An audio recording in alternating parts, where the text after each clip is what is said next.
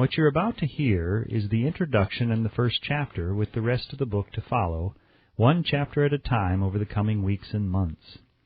This approach actually makes sense for two reasons.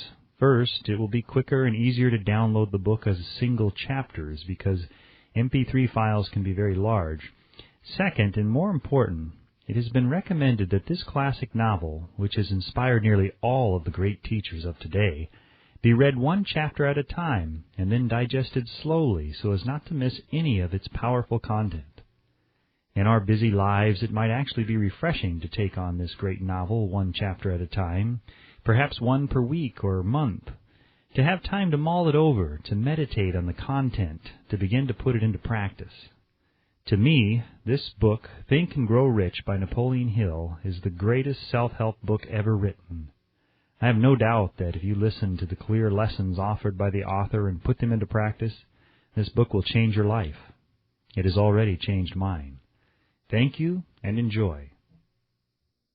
Think and Grow Rich, teaching for the first time the famous Andrew Carnegie formula for money-making, based upon the 13 proven steps to riches.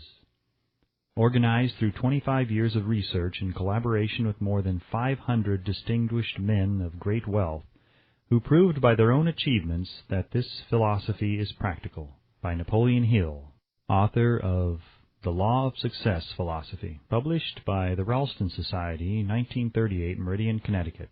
Copyright 1937 by Napoleon Hill, all rights reserved. Tributes to the author from great American leaders. Think and Grow Rich was 25 years in the making. It is Napoleon Hill's newest book based upon his famous Law of Success philosophy. His work and writings have been praised by great leaders in finance, education, politics, government. Supreme Court of the United States, Washington, D.C. Dear Mr. Hill, I have now had an opportunity to finish reading your Law of Success textbooks, and I wish to express my appreciation of the splendid work you have done in the organization of this philosophy. It would be helpful if every politician in the country would assimilate and apply the 17 principles upon which your lessons are based. It contains some very fine material which every leader in every walk of life should understand. I am happy to have had the privilege of rendering you some slight measure of help in the organization of this splendid course of common sense philosophy. Sincerely yours, Howard Taft, former President and former Chief Justice of the United States. King of the 5 and 10 cent stores. By applying many of the 17 fundamentals of the Law of Success philosophy, we have built a great chain of successful stores. I presume it would be no exaggeration of fact if I said that the Woolworth Building might properly be called a monument to the soundness of these principles. F. W. Woolworth. A great steamship magnate. I feel greatly indebted for the privilege of reading your Law of Success. If I had had this philosophy 50 years ago, I suppose I could have accomplished all that I have done in less than half the time. I sincerely hope the world will discover and reward you. Robert Dollar. Famous American labor leader. Mastery of the Law of Success philosophy is the equivalent of an insurance policy against failure. Samuel Gompers. A former President of the United States. May I not congratulate you on your persistence? Any man who devotes that much time must of necessity make discoveries of great value to others. I am deeply impressed by your interpretation of the mastermind principles which you have so clearly described. Woodrow Wilson. A merchant prince. I know that your 17 fundamentals of success are sound because I have been applying them in my business for more than 30 years. John Wanamaker. World's largest maker of cameras. I know that you are doing a world of good with your Law of Success. I would not care to set a monetary value on this training because it brings to the student qualities which cannot be measured by money alone. George Eastman. A nationally known business chief.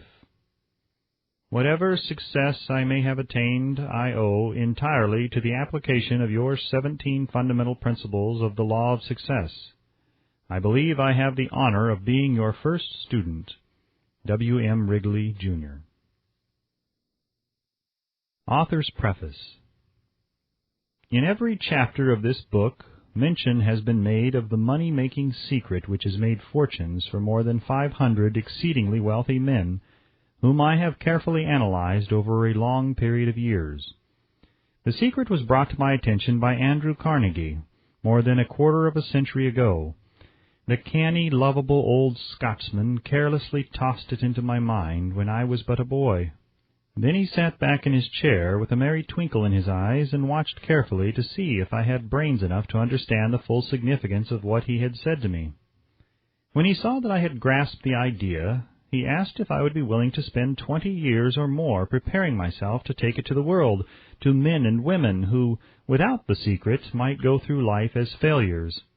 I said I would, and with Mr. Carnegie's cooperation, I have kept my promise.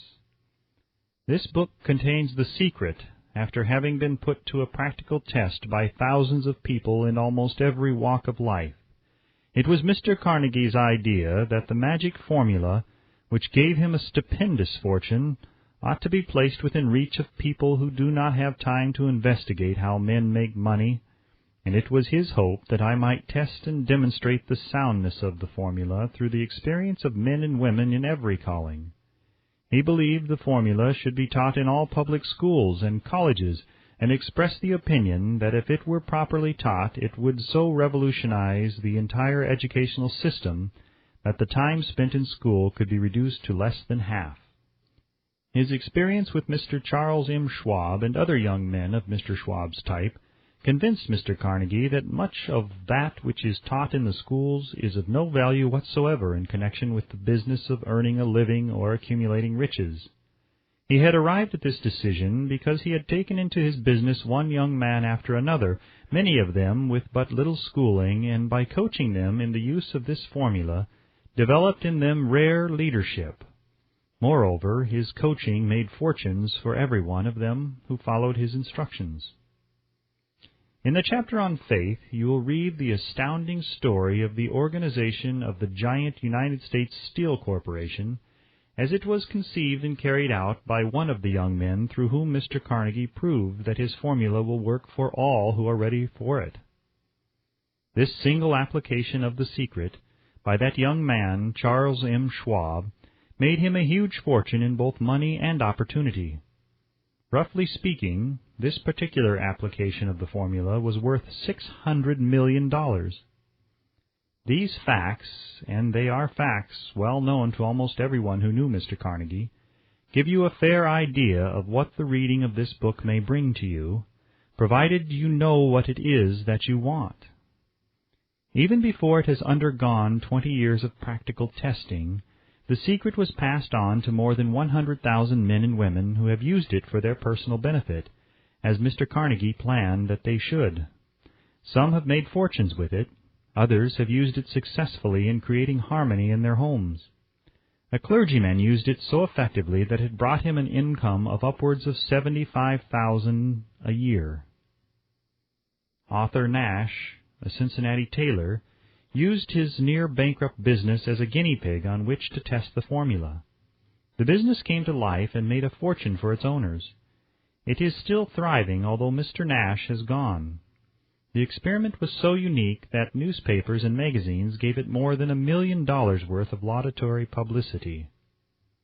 The secret was passed on to Stuart Austin Weir of Dallas, Texas.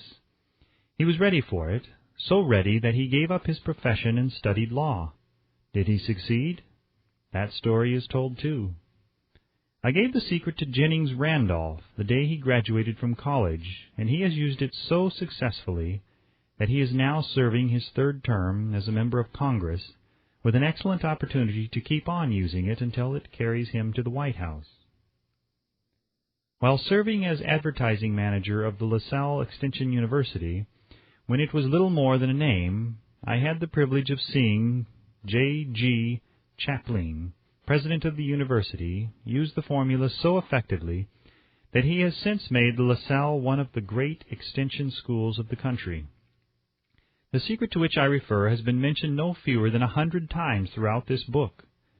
It has not been directly named, for it seems to work more successfully when it is merely uncovered and left in sight, where those who are ready and searching for it may pick it up. That is why Mr. Carnegie tossed it to me so quietly without giving me its specific name. If you are ready to put it to use, you will recognize this secret at least once in every chapter. I wish I might feel privileged to tell you how you will know if you are ready, but that would deprive you of much of the benefit you will receive when you make the discovery in your own way. While this book was being written, my own son, who was then finishing the last year of his college work, picked up the manuscript of Chapter 2, read it, and discovered the secret for himself. He used the information so effectively that he went directly into a responsible position at a beginning salary greater than the average man ever earns. His story has been briefly described in Chapter 2. When you read it, perhaps you will dismiss any feeling you may have had at the beginning of the book that it promised too much. And 2, if you have ever been discouraged, if you have had difficulties to surmount which took the very soul out of you, if you have tried and failed, if you were ever handicapped by illness or physical affliction, this story of my son's discovery and use of the Carnegie formula may prove to be the oasis in the desert of lost hope for which you have been searching. This secret was extensively used by President Woodrow Wilson during the World War. It was passed on to every soldier who fought in the war, carefully wrapped in the training received before going to the front. President Wilson told me it was a strong factor in raising the funds needed for the war. More than 20 years ago, Honorable Manuel L. Quizon, then Resident Commissioner of the Philippine Islands, was inspired by the secret to gain freedom for his people. He has gained freedom for the Philippines and is the first president of the Free State. A peculiar thing about this secret is that those who once acquire it and use it find themselves literally swept on to success, with but little effort, and they never again submit to failure. If you doubt this, study the names of those who have used it, wherever they have been mentioned. Check their records for yourself, and be convinced. There is no such thing as something for nothing. The secret to which I refer cannot be had without a price, although the price is far less than its value. It cannot be had at any price by those who are not intentionally searching for it. It cannot be given away. It cannot be purchased for money, for the reason that it comes in 2 parts. One part is already in possession of those who are ready for it. The secret serves equally well all who are ready for it. Education has nothing to do with it. Long before I was born, the secret had found its way into the possession of Thomas A. Edison, and he used it so intelligently that he became the world's leading inventor, although he had but 3 months of schooling. The secret was passed on to a business associate of Mr. Edison. He used it so effectively that although he was then making only $12,000 a year, he accumulated a great fortune and retired from active business while still a young man. You will find his story at the beginning of the first chapter. It should convince you that riches are not beyond your reach, that you can still be what you wish to be, that money, fame, recognition, and happiness can be had by all who are ready and determined to have these blessings. How do I know these things? You should have the answer before you finish this book. You may find it in the very first chapter or on the last page. While I was performing the 20-year task of research, which I had undertaken at Mr. Carnegie's request, I analyzed hundreds of well-known men, many of whom admitted that they had accumulated their vast fortunes through the aid of the Carnegie secret. Among these men were Henry Ford, William Wrigley, Jr., John Wanamaker, James J. Hill, George S. Parker, E.M. Statler, Henry L. Doherty, Cyrus K. Curtis, George Eastman, Theodore Roosevelt, John W. Davis, Albert Hubbard, Wilbur Wright, William Jennings Bryan, Dr. Demitted Starr Jordan, J. Ogden Armour, Charles M. Schwab, Harris F. Williams, Dr. Frank Gonzalez, Daniel Willard, King Gillette, Ralph A. Weeks, Judge Daniel T. Wright, John D. Rockefeller, Thomas A. Edison, Frank A. Vanderlip, F. W. Woolworth, Colonel Robert A. Dollar, Edward A. Feline, Edwin C. Barnes, Arthur Brisbane, Woodrow Wilson, William Howard Taft, Luther Burbank, Edward W. Bach, Frank A. Munsey, Albert H. Gary, Dr. Alexander Graham Bell, John H. Patterson, Julius Rosenweld, Stuart Austin Weir, Dr. Frank Crane, George M. Alexander, J.G. Chaplin, Honorable Jennings Randolph, Arthur Nash, Clarence Darrow. These names represent but a small fraction of the hundreds of well-known Americans whose achievements, financially and otherwise, prove that those who understand and apply the Carnegie secret reach high stations in life. I have never known anyone who was inspired to use the secret who did not achieve noteworthy success in his chosen calling. I have never known any person to distinguish himself or to accumulate riches of any consequence without possession of the secret. From these two facts, I draw the conclusion that the secret is more important as a part of the knowledge essential for self-determination than any which one receives through what is popularly known as education. What is education, anyway? This has been answered in full detail.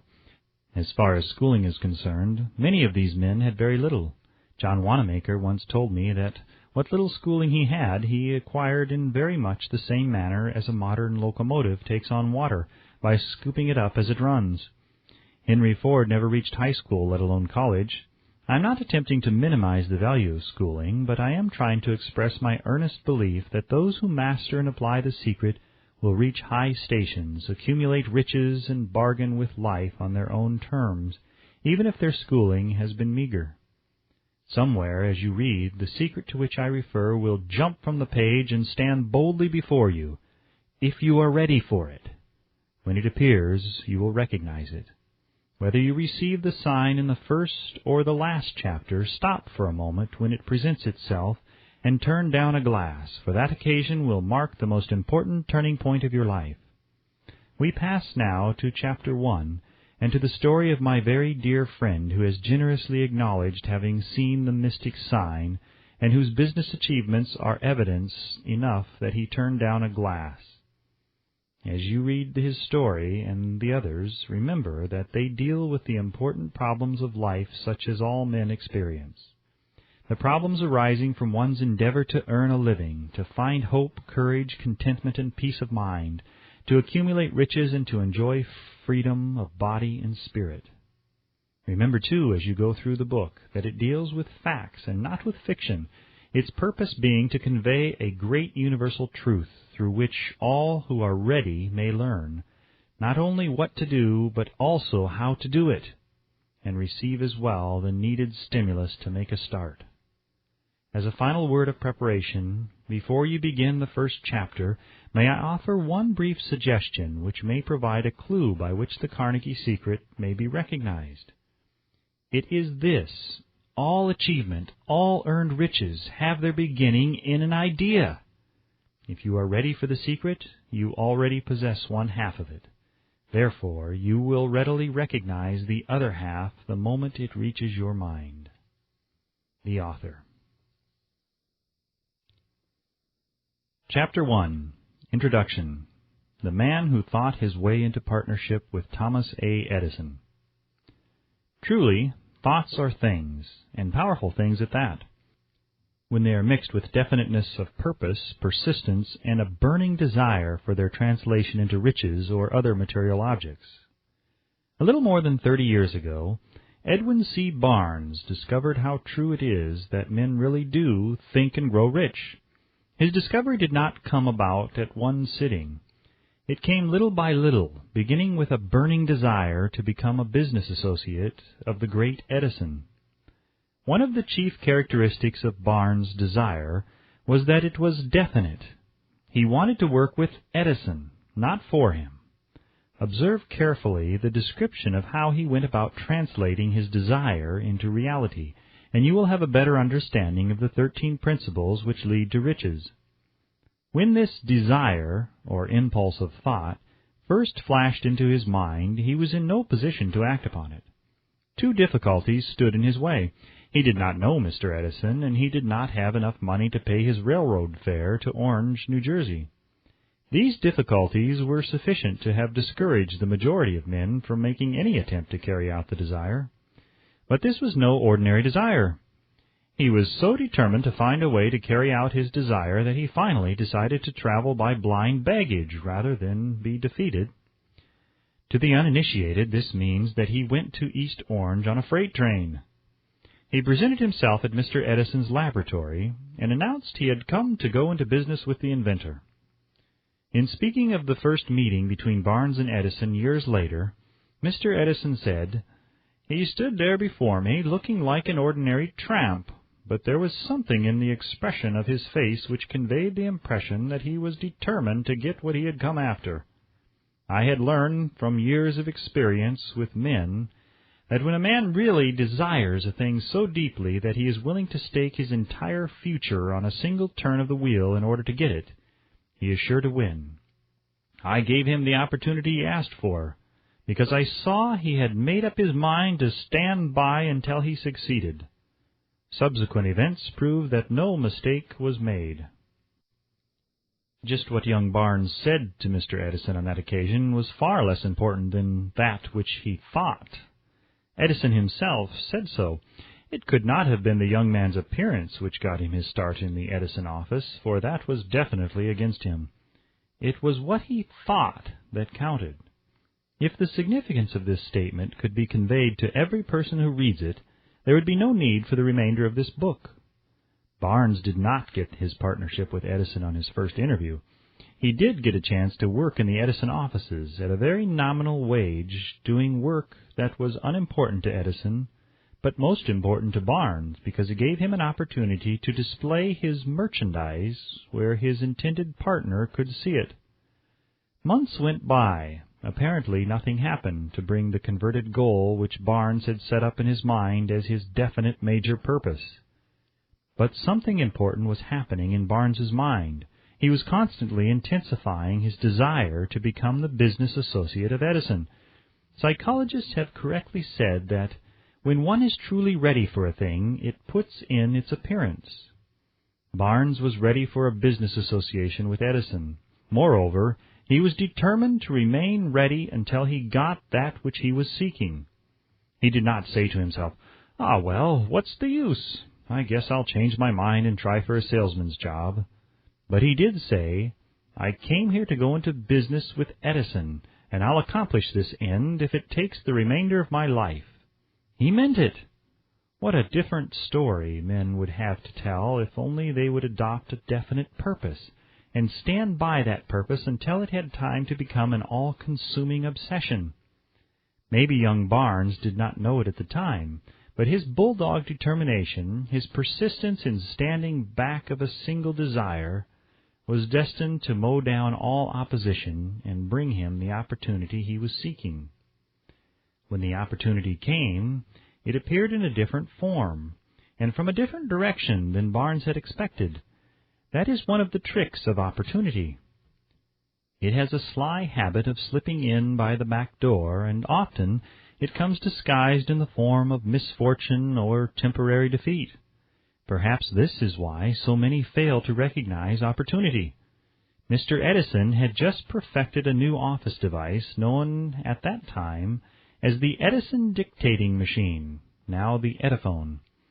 His salesmen were not enthusiastic over the machine. They did not believe it could be sold without great effort.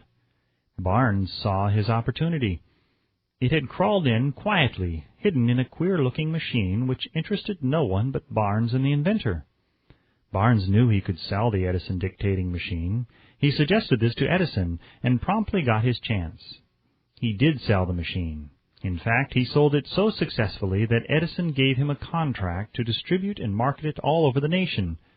Out of that business association grew the slogan, "Made by Edison and installed by Barnes." The business alliance has been in operation for more than 30 years. Out of it, Barnes has made himself rich in money, but he has done something infinitely greater. He has proved that one really may think and grow rich. How much actual cash that original desire of Barnes has been worth to him, I have no way of knowing. Perhaps it has brought him $2 or $3 million, but the amount, whatever it is, becomes insignificant when compared with the greater asset he acquired in the form of definite knowledge that an intangible impulse of thought can be transmuted into its physical counterpart by the application of known principles. Barnes literally thought himself into a partnership with the great Edison. He thought himself into a fortune. He had nothing to start with except the capacity to know what he wanted and the determination to stand by that desire until he realized it. He had no money to begin with. He had but little education. He had no influence, but he did have initiative, faith, and the will to win. With these intangible forces, he made himself #1 man with the greatest inventor who ever lived. Now let us look at a different situation and study a man who had plenty of tangible evidence of riches, but lost it because he stopped 3 feet short of the goal he was seeking. 3 feet from gold. One of the most common causes of failure is the habit of quitting when one is overtaken by temporary defeat. Every person is guilty of this mistake at one time or another. An uncle of R.U. Darby was caught by the gold fever in the gold rush days and went west to dig and grow rich. He had never heard that more gold has been mined from the brains of men than has ever been taken from the earth. He staked a claim and went to work with pick and shovel. The going was hard, but his lust for gold was definite. After weeks of labor, he was rewarded by the discovery of the shining ore. He needed machinery to bring the ore to the surface. Quietly, he covered up the mine, retraced his footsteps to his home in Williamsburg, Maryland, told his relatives and a few neighbors of the strike. They got together money for the needed machinery, had it shipped. The uncle and Darby went back to work the mine. The first car of ore was mined and shipped to a smelter. The returns proved they had one of the richest mines in Colorado. A few more cars of that ore would clear the debts. Then would come the big killing in profits. Down went the drills, up went the hopes of Darby and uncle. Then something happened. The vein of gold ore disappeared. They had come to the end of the rainbow, and the pot of gold was no longer there. They drilled on, desperately trying to pick up the vein again, all to no avail. Finally, they decided to quit. They sold the machinery to a junk man for a few $100s and took the train back home. Some junk men are dumb, but not this one. He called in a mining engineer to look at the mine and do a little calculating. The engineer advised that the project had failed because the owners were not familiar with fault lines. His calculations showed that the vein would be found just 3 feet from where the Darbys had stopped drilling. That is exactly where it was found. The junk man took millions of dollars in ore from the mine because he knew enough to seek expert counsel before giving up. Most of the money which went into the machinery was procured through the efforts of R.U. Darby, who was then a very young man. The money came from his relatives and neighbors because of their faith in him. He paid back every dollar of it, although he was years in doing so. Long afterward, Mr. Darby recouped his loss many times over when he made the discovery that desire can be transmuted into gold. The discovery came after he went into the business of selling life insurance. Remembering that he had lost a huge fortune because he stopped 3 feet from gold, Darby profited by the experience in his chosen work by the simple method of saying to himself, "I stopped 3 feet from gold, but I will never stop because men say no when I ask them to buy insurance."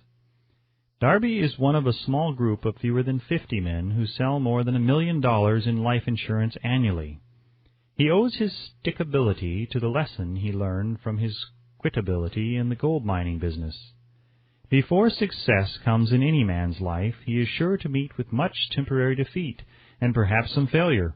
When defeat overtakes a man, the easiest and most logical thing to do is to quit. That is exactly what the majority of men do. More than 500 of the most successful men this country has ever known told the author their greatest success came just one step beyond the point at which defeat had overtaken them. Failure is a trickster with a keen sense of irony and cunning. It takes great delight in tripping one when success is almost within reach. A 50-cent lesson in persistence. Shortly after Mr. Darby received his degree from the University of Hard Knocks and had decided to profit by his experience in the gold mining business, he had the good fortune to be present on an occasion that proved to him that no does not necessarily mean no. One afternoon he was helping his uncle grind wheat in an old-fashioned mill. The uncle operated a large farm on which a number of colored sharecrop farmers lived. Quietly the door was opened and a small colored child, the doctor of a tenant, walked in and took her place near the door. The uncle looked up, saw the child, and barked at her roughly. "What do you want?" Meekly the child replied, "My mammy say send her 50 cents. "I'll not do it," the uncle retorted. "Now run on home." "Yassa," the child replied, but she did not move. The uncle went ahead with his work, so busily engaged that he did not pay enough attention to the child to observe that she did not leave. When he looked up and saw her still standing there, he yelled at her, "I told you to go on home. Now go or I'll take a switch to you." The little girl said, "Yassa," but she did not budge an inch. The uncle dropped a sack of grain he was about to pour into the mill hopper, picked up a barrel stave, and started toward the child with an expression on his face that indicated trouble. Darby held his breath. He was certain he was about to witness a murder. He knew his uncle had a fierce temper. He knew that the colored children were not supposed to defy white people in that part of the country. When the uncle reached the spot where the child was standing, she quickly stepped forward, one step, looked up into his eyes, and screamed at the top of her shrill voice, "My mammy's got to have that 50 cents!" The uncle stopped, looked at her for a minute, and then slowly laid the barrel stave on the floor, put his hand in his pocket, took out $50, and gave it to her. The child took the money and slowly backed toward the door, never taking her eyes off the man whom she had just conquered. After she had gone, the uncle sat down on a box and looked out the window into space for more than 10 minutes. He was pondering with awe over the whipping he had just taken. Mr. Darby, too, was doing some thinking. That was the first time in all his experience that he had seen a colored child deliberately master an adult white person. How did she do it? What happened to his uncle that caused him to lose his fierceness and become as docile as a lamb? What strange power did this child use that made her master over her superior? These and other similar questions flashed into Darby's mind, but he did not find the answer until years later when he told me the story. Strangely, the story of this unusual experience was told to the author in the old mill on the very spot where the uncle took his whipping. Strangely, too, I had devoted nearly a quarter of a century to the study of the power which enabled an ignorant, illiterate colored child to conquer an intelligent man. As we stood there in that musty old mill, Mr. Darby repeated the story of the unusual conquest, and finished by asking, "What can you make of it? What strange power did that child use that so completely whipped my uncle?" The answer to his question will be found in the principles described in this book. The answer is full and complete. It contains details and instructions sufficient to enable anyone to understand and apply the same force which the little child accidentally stumbled upon. Keep your mind alert, and you will observe exactly what strange power came to the rescue of the child. You will catch a glimpse of this power in the next chapter. Somewhere in the book you will find an idea that will quicken your receptive powers and place at your command for your own benefit this same irresistible power. The awareness of this power may come to you in the first chapter, or it may flash into your mind in some subsequent chapter. It may come in the form of a single idea, or it may come in the nature of a plan or a purpose. Again, it may cause you to go back into your past experiences of failure or defeat, and bring to the surface some lesson by which you can regain all that you lost through defeat. After I had described to Mr. Darby the power unwittingly used by the little colored child, he quickly retraced his 30 years of experience as a life insurance salesman and frankly acknowledged that his success in that field was due in no small degree to the lesson he had learned from the child. Mr. Darby pointed out, every time a prospect tried to bow me out without buying, I saw that child standing there in the old mill, her big eyes glaring in defiance, and I said to myself, I've got to make this sale. The better portion of all sales I've made were made after people had said no. He recalled, too, his mistake in having stopped only 3 feet from gold. But, he said, that experience was a blessing in disguise. It taught me to keep on keeping on, no matter how hard the going may be, a lesson I needed to learn before I could succeed in anything. This story of Mr. Darby and his uncle, the colored child, and the gold mine doubtless will be read by hundreds of men who make their living by selling life insurance, and to all of these the author wishes to offer the suggestion that Darby owes to these 2 experiences in his ability to sell more than $1 million of life insurance every year. Life is strange and often imponderable. Both the successes and the failures have their roots in simple experiences. Mr. Darby's experiences were commonplace and simple enough, yet they held the answer to his destiny in life. Therefore, they were as important to him as life itself. He profited by these 2 dramatic experiences because he analyzed them and found the lesson they taught. But what of the man who has neither the time